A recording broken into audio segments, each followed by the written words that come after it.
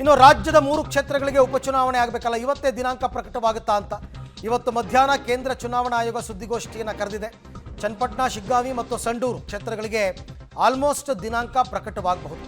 3 ಉಪಚುನಾವಣೆಗಳ ಜೊತೆಗೆ 4 ರಾಜ್ಯಗಳ ವಿಧಾನಸಭಾ ದಿನಾಂಕ ಕೂಡ ಪ್ರಕಟವಾಗಬಹುದು.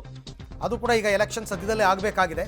ಸೊ ಹಾಗಾಗಿ ಇವತ್ತು ಮಧ್ಯಾಹ್ನ ಕೇಂದ್ರ ಚುನಾವಣಾ ಆಯೋಗ ಸುದ್ದಿಗೋಷ್ಠಿಯನ್ನು ಕರೆದಿದೆ.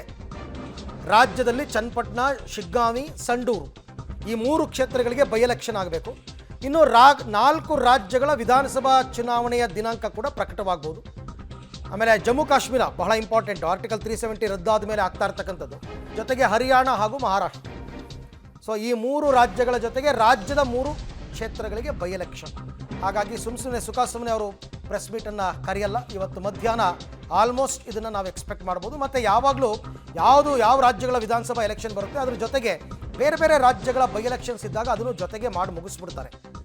ಹಾಗಾಗಿ ಇವಾಗ ರಾಜ್ಯದಲ್ಲಿ ಬಸವರಾಜ ಬೊಮ್ಮಾಯಿ ಅವರು ರಾಜೀನಾಮೆ ಕೊಟ್ಟಿರ್ತಕ್ಕಂಥ ಶಿಗ್ಗಾಂವಿ, ತುಕಾರಾಮ್ ಅವರು ಗೆದ್ದಿರ್ತಕ್ಕಂಥ ಸಂಡೂರು ಮತ್ತು ಕುಮಾರಸ್ವಾಮಿ ಗೆದ್ದಿರುವಂತಹ ಚನ್ನಪಟ್ಟಣ 3 ಕ್ಷೇತ್ರಗಳಿಗೆ ಬೈ ಎಲೆಕ್ಷನ್ ನಡೆಯುತ್ತೆ.